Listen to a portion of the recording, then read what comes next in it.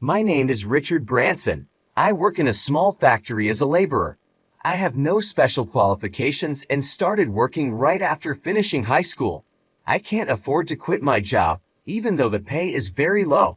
Because of this, I have just a single $300 bill in my wallet, and there's only about $800 in my bank account. I figured I could manage somehow. One day, I saw a girl who looked very rough. She was wearing a high school uniform, but it wasn't from any local school. It was cold, and she wasn't wearing a coat. Her knees were scraped, and her clothes were a mess. I wondered what was wrong with her. Wasn't she going home? She was sitting there at that time. Maybe she had a stomachache or something. She kept rubbing her legs together and blowing on her hands to warm them up. I thought if I left her alone, she might get into trouble. So I decided to help. I went to a nearby coffee shop and bought some hot drinks and donuts. When I walked over to her, she looked scared and tensed up. "Hey, good evening. Don't be afraid. I won't hurt you," I said. "You looked cold, so I got you something warm. Would you like this?" I handed her a hot lemon tea. She took it and pressed it against her cheek to warm up. "Aren't you hungry?" Being hungry makes you feel even colder. "Here, would you like to eat this?" I didn't know what kind of donuts teenage girls liked, so I just picked one. She took it and said, "Thank you," in a small voice. "Aren't you going home?" I asked. She shook her head, but didn't say anything. I wondered if she had run away from home, but I didn't want to get too involved. I wasn't sure what to do next, but then the wind blew her skirt, and I saw that her legs were covered in painful-looking wounds. "What happened to your legs?" I asked. She quickly pulled her skirt down to cover them, but I had already seen the injuries. "Did someone hurt you? Were you beaten?" She stiffened and didn't seem like she wanted to talk. "Okay, I'm sorry. There are things you don't want to talk about, right? That's fine. You don't have to say anything if you don't want to. But if you stay here, you might get into trouble. How about going home?" She said in a small voice. "No, I was thinking of going to my dad's place, but it's far away." Her dad's place. That meant she was living with her mom now. I didn't know what was going on, but it seemed complicated. "Why don't you call your dad? Maybe he can come pick you up." "I don't know his phone number. I don't even have a cell phone." I was surprised that a teenager these days didn't have a phone. "Do you know his address? Do you know where he lives?" She nodded and showed me a small piece of paper with an address I didn't recognize. "Is this where you can meet him?" She nodded again. "It does seem far, and it's already late." I took out my smartphone and searched for the address. It came up as Greenwood Group UK, a construction company. I wrote down the phone number I found and gave it to her. "Here's a number I found for that address. You should call it tomorrow. You'll probably find out about your dad. It's Greenwood Group UK, so maybe your dad works for a construction company. I hope you can see him." The girl smiled brightly. "All right, you should stay at a nearby hotel tonight. I'll make a reservation for you. You can stay alone, right?" "I don't have any money." I didn't have much money either, but I had a $300 bill in my wallet. "Maybe it would be enough for one night." "Don't worry, I can cover one night for you. After a warm bath and a good night's sleep in a bed, you should call your dad. But I can't pay you back." "Don't worry about it. Just focus on meeting your dad." I booked a room at a nearby hotel that included breakfast for $300. I took the girl there, spoke to the staff, and handed over the money. I also asked them to let her make a phone call in the morning. After that, I left. I felt good about helping her, even though my wallet was empty. A few days later, my factory manager, Mr. John, called me in. "Did you call for me?" I asked, surprised, since it was my first time being called to his office. I went in with a nervous look. Mr. John was wearing an expensive suit, which seemed odd for a small factory manager. "It's Richard, right?" he asked. "Yes, sir. Richard Branson," I replied. "You don't need to come here anymore," he said. "What do you mean?" I asked, confused. "It means you're fired," he said bluntly. I was shocked and didn't know what to say. "So, pack your things and leave," he added. "Excuse me, can you tell me why? Did I do something wrong?" I asked, still not understanding. "We don't need troublemakers like you in our company," he said. "I don't understand. What makes me a troublemaker?" I asked. "You have connections with the mafia, don't you?" he accused. "No, that's not true," I protested. "I can't believe this. I've never been involved with the mafia." "Say what you want, but the mafia is looking into you. We can't have someone like that working here. We never wanted to hire someone with just a high school diploma in the first place." The old boss used to say things like, "If someone is motivated, that's enough." "Please, I have nothing to do with the mafia. If I lose this job, how will I survive?" I pleaded. "I don't care if you end up on the street. That's not my problem. Maybe you should ask the mafia for help," he said coldly. "I really have nothing to do with the mafia. There must be a mistake. Please, don't fire me," I begged. "No, the decision is final. We don't need people like you in our small factory. Next time you apply for a job, don't lie about stuff like this," he said, ending the conversation. "I'm not lying. I've never been involved with such people. Were you hanging out with bad kids in high school? Are those the kind of people looking for you?" Mr. John asked. "No, that's not possible. Please, Mr. John, I'm telling you the truth." "Enough. Just leave. I've told the office to pay you for today. Don't ever come back to our company again." I kept saying there must be some mistake, but he wouldn't listen at all. He looked at me like I was trash, then pointed at the door and said, "Is that all you've got to say? I've heard your side of the story, and that's enough. Now get out. I've got work to do." It was over. Realizing this was the end, I went to the office and received a thin envelope. It was my last paycheck from the company. Was the 13 years I worked so hard for really worth just this thin envelope? When I said goodbye to my colleagues, they were shocked and said things like, "Why so suddenly?" That's ridiculous, expressing their regret over my departure. But no matter how much my colleagues regretted it, there was no changing the manager's mind, and no one was willing to stand up for me. They knew that if they did, they might be the next to be fired. Leaving my colleagues with a "take care," I walked out of the company gates I had been going through for 13 years. What am I supposed to do now, being fired so suddenly? All I have is this thin envelope. I just hope I can find another job before the money runs out. Thinking these thoughts, I was looking at the ground beneath my feet when I noticed a black car stopping nearby. Why would a car stop here? Curious, I looked up and saw a black luxury car. It's in the way, I thought. Must be some big shot here for the factory. He should hurry up and get inside. The driver, wearing gloves, got out and opened the rear door. A man in an expensive suit and a girl stepped out. The man asked the girl, "Is this the guy?" She nodded. Seeing her nod, I exclaimed, "Oh, you're the girl from that time. So, you did meet your dad, right? That's great. I'm really glad you were able to meet him safely, forgetting my own troubles for a moment." I talked to her, and she smiled brightly and hugged me. "Thanks to you, my daughter was able to come to me safely." "Thank you so much," said her dad. "You're her dad. That's great. I was worried about her but didn't know how to contact you," I replied. "By the way, are you leaving the company so early? Do you have somewhere to be?" "Oh yeah, something like that," I said with a forced laugh. I couldn't tell someone I just met, especially someone who looked like a company president, that I had just been fired. He seemed important, riding in such a fancy car and dressed so well. I felt like I shouldn't even be talking to him. "If you're not in a hurry, I'd like to thank you. It's almost lunchtime. How about a meal?" he asked. "No, thank you. That's too much. I couldn't possibly accept your gratitude for something that was just the right thing to do," I replied.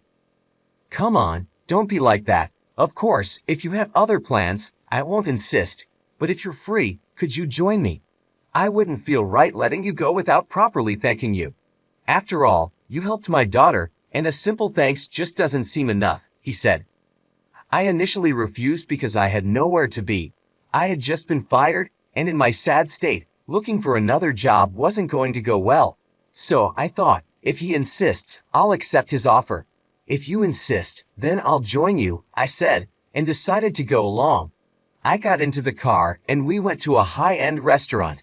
"Excuse me, I'm dressed like this," I said, looking at my work clothes. I had expected a diner at most, so I was surprised. But the man laughed and said, "Don't worry about it. Clothes don't eat the meal," and pushed me forward. He must have been a regular because the hostess didn't make a fuss and even smiled at me. The atmosphere in the private room was luxurious and extraordinary. I thought to myself, wow, this place is very fancy. It feels a bit uncomfortable for someone like me with just a high school diploma. But as the drinks started flowing, things began to feel different. Seeing the girls smile and the warm conversation between her and her father was enough to warm my heart. Not to mention, the fine drinks and luxurious food made me feel like this might be the first and last feast of my life. I was enjoying every bite of my meal. After a while, the man revealed his identity. I should have introduced myself at the beginning, but that's just how I am, he said, handing me a business card. It read, Bede of Greenwood Family UK. Oh my God, Mafia, I exclaimed. Yes, you're right, he replied calmly, but a Mafia member is also a parent. Thanks to you, I could reunite with my daughter, and I'm very grateful. Oh, it was my pleasure, I said. By the way, I've been wondering, why was she there that day? That's because her mother and I divorced years ago, he explained. She remarried soon after. Her new husband became the vice president of a small factory. But after her mother passed away, his new wife moved in. The president of the factory, who had been kind to my daughter, also passed away. After that, the vice president took over as president, and my daughter was treated poorly. Is that why her legs were bruised? I asked. Yes, he said sadly. She was hurt in places that wouldn't show, especially on her back. It was terrible. Her mother had given her an amulet before she died and told her to use it if she ever needed help. That amulet had a note with my address. Not having a phone number on it was a bit of an oversight, I commented. She was trying desperately to find me, he continued. Even though she's in high school, it was a long distance to walk. By the time you found her, her wallet was empty. If she had stayed out there, she might have frozen to death. It was a tough situation. Her mother's new husband put her through so much pain, and I swore to get revenge for what he did to her. It doesn't sound good for a Mafia member to say that, but I understand how you feel, I said. Thank you. What about you? Leaving work at this hour, something must have happened, right? He asked. It's a bit odd to tell this to someone I just met, especially a boss, but I was actually fired just now, I said. Fired? Why? He asked, surprised. I was wrongfully accused of having connections with antisocial forces. I have no idea how that happened. Just this morning, out of the blue, I was told about it, and then fired. Wait a minute, he said. He called over an executive who was standing by. After a brief whispered exchange, she exclaimed, idiots, and turned to me. I'm really sorry, that was my guy's fault, he said. What do you mean? I asked, confused. I wanted to thank you so much that I had my men check up on you. They found out where you worked but wanted to make sure you were really there. It seems like they mentioned our organization's name over the phone. That's probably what got back to your boss and led to you being fired. I'm really sorry about that. Let me fix this. I'll talk to your manager tomorrow, explain the misunderstanding, and everything should be okay. No, it's all right, I replied. It's not all right. You must be in trouble, right? He insisted. Yes, it's true that I'm in a tough spot, I admitted, but going back to work under a manager who doesn't trust me would be the same old problem. I don't want to work for someone like that. I see. So, do you have another job lined up? He asked. No. Embarrassingly, I have nothing. Honestly, if I don't find something by the end of the month, I'm in big trouble. But I still want to stand firm and find a job on my own, I explained. Good for you. In that case, how about I introduce you to a company run by a friend of mine? They're not involved with the mafia or anything. I think my friend would like you, he offered. No, that's okay, I said, even though I really wanted to accept his offer. I was tempted, but could I trust it, knowing he was involved with the mafia? Well, if you ever need help, call the number on my card. I'm always here for you, he said with a smile. About a month later, I ended up needing his help. No matter how many interviews I went to, I couldn't find a job. I was starting to think I'd have to settle for part-time work. Then one day, he called me. I'm in the mood for a drink, but I've got no one to drink with. Would you mind keeping me company? Don't worry about the money. I'm inviting you. He made it sound like I wouldn't be a burden, even though he was a mafia boss. I was surprised to see such a kind side of him and decided to accept his invitation. If it's a bar, you really don't want much, right? He asked. That's not true. I'm just picking a bar because I'm more comfortable there than in a fancy restaurant. I've never been to a fancy restaurant. It makes me feel nervous. Honestly, I replied. I feel more comfortable in a casual bar. I see. I guess I wasn't being very thoughtful, he said. No, not at all, I replied, holding up my beer mug. I'll take this, thank you, and I gulped down the beer. So, did you find a job? He asked. Actually, not yet. Being just a high school graduate, it's been really hard. I've applied to a lot of companies, but no luck, I explained. That's tough, he said. I was thinking, would you mind helping me with something for a moment? My heart skipped a beat. Being asked by the mafia to help out didn't sound good. I couldn't help but think it was something bad. But he continued talking in a way that made me feel less worried. Even though I'm with the mafia, it doesn't mean we only do bad things. I just want to get justice for the man who hurt my daughter. Justice? I asked. Yes, over the past month, I've been looking into who did those terrible things to my daughter. It turns out it was the manager of the company you worked for. He acts as the manager, but the previous manager used to wear work clothes and help out on the factory floor. This guy wears expensive suits and never shows up at the factory. He lives in a luxury neighborhood over an hour away by car. That's why he's always late. Exactly, he's the typical executive who doesn't care about the workers. My daughter was like his maid, and it seems she wasn't even fed properly. She was crying while eating just a single bagel. Really? That's terrible, I said, shocked. Yes, it's true. I can't believe he treated my daughter like that, he said angrily, finishing his beer. That's why I need your help. I want to get revenge for my daughter, but I'm not planning anything illegal. I don't want to end up in jail and miss out on time with my daughter because of a guy like him. So, we're going to do it legally. Legally? I asked, curious. Yes, that's why I set up a company. What kind of company? I asked. It's in the same industry, but it doesn't really matter. What I really want to do is take over his company. Take over? Yes, we'll take it over and get rid of the manager. I've got all the evidence against him, he said confidently. He's got a lot of personal debt, mostly from gambling and similar stuff. Now he's using the company's money to pay off his debts. Is he really? I asked, surprised. Yes, that's why the employees' wages are so low. They dropped a lot after the previous manager passed away. That's true. Our salaries did drop sharply after he died, I confirmed. That's the scheme. You all were working to cover his debts. I want to kick him out of the company and make it a place where the employees can earn what they deserve, he explained. What will happen to him if he's kicked out? I asked.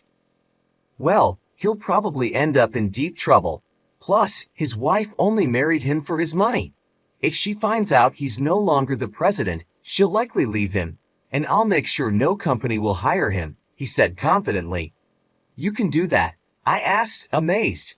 Hey, I'm the boss of Greenwood. I can handle things like that easily, he replied.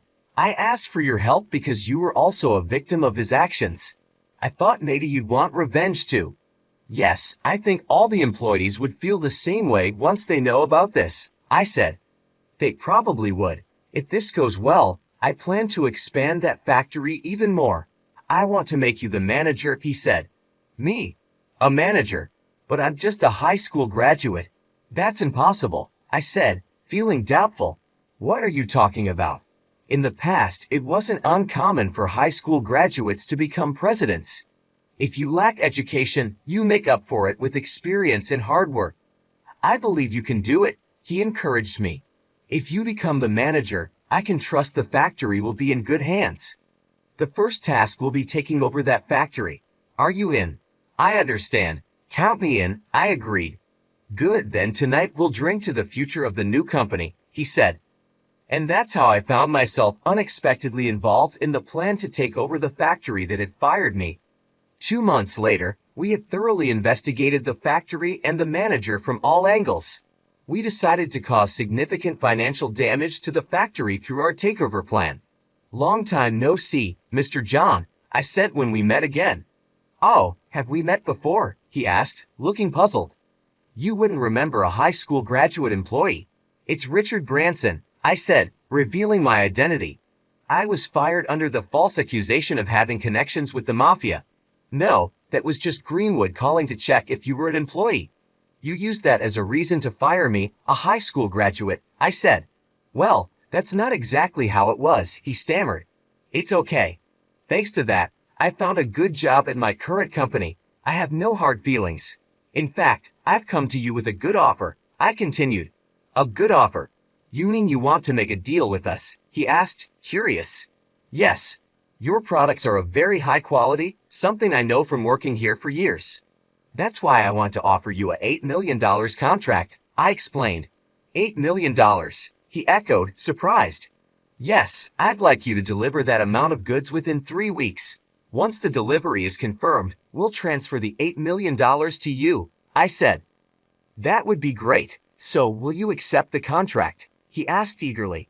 Of course, I said, placing the contract on the table and asking him to sign it. Without reading the details, he was overjoyed by the mention of $8 million and signed it. Knowing his poor administrative skills, I expected this outcome, but it was still amusing to see a company manager behave this way. Once the contract was signed, he pushed his employees hard, making them work without rest. The goods were produced, but when it came time for delivery, a problem arose. No delivery company would accept the job. That was because Greenwood had put a stop to it. Desperate, John himself went looking for any carrier. That's when a truck driven by a member of Greenwood arrived.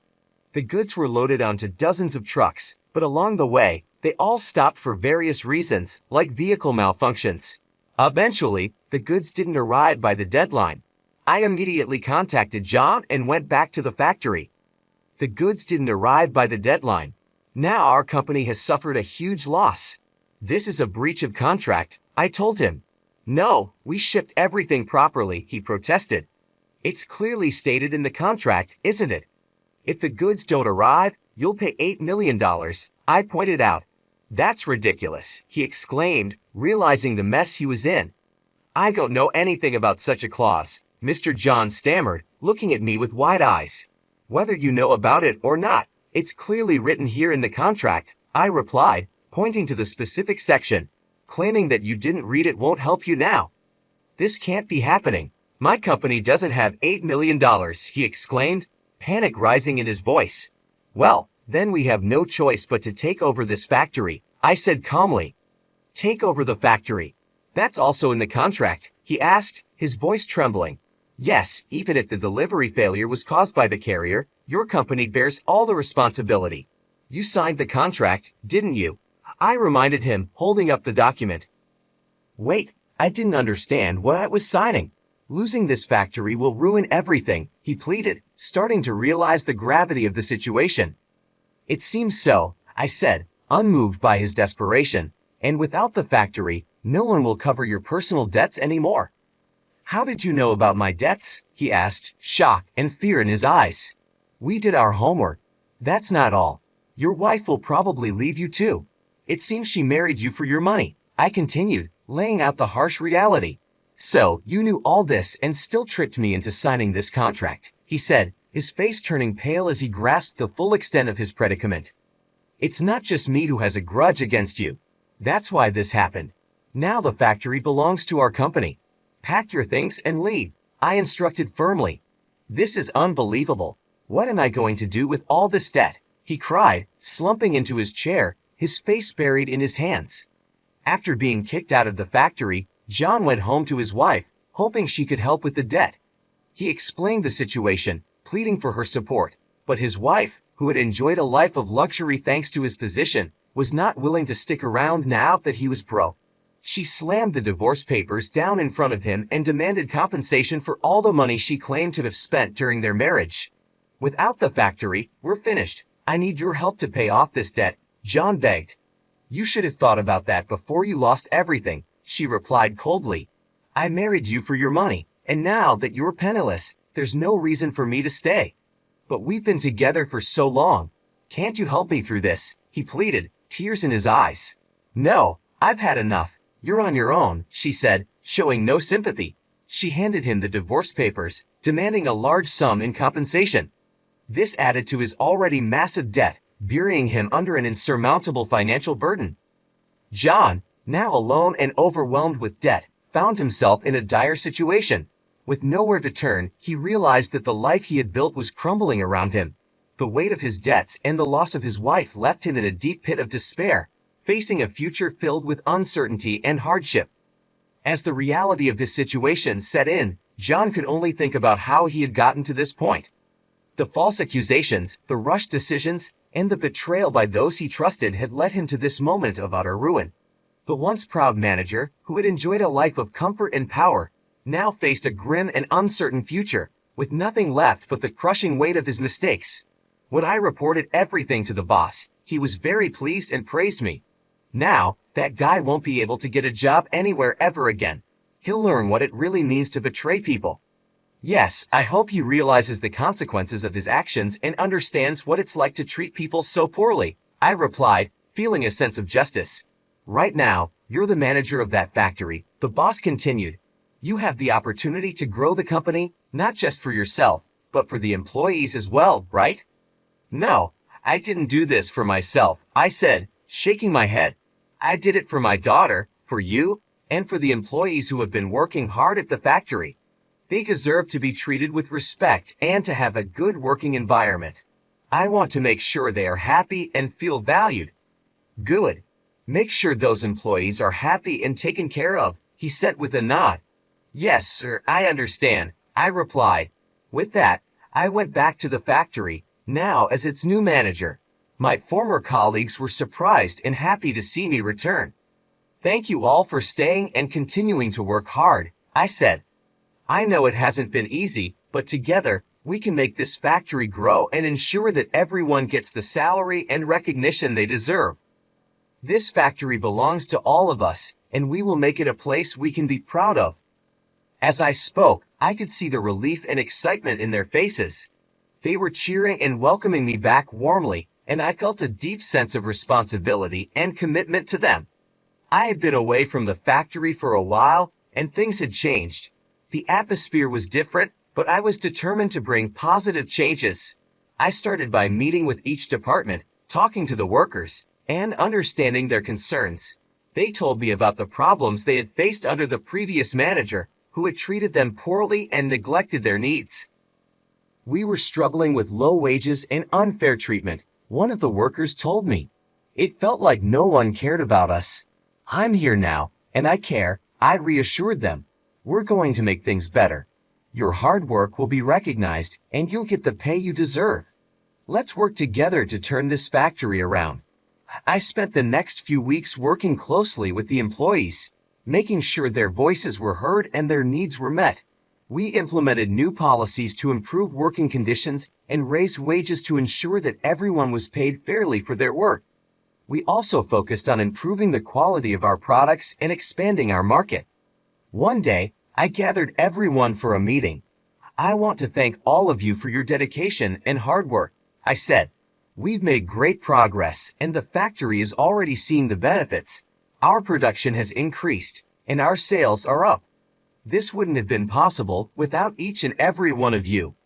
The employees cheered and clapped, feeling appreciated and motivated. They were proud of the work they had done and excited about the future of the factory. As the months went by, the factory continued to grow and prosper.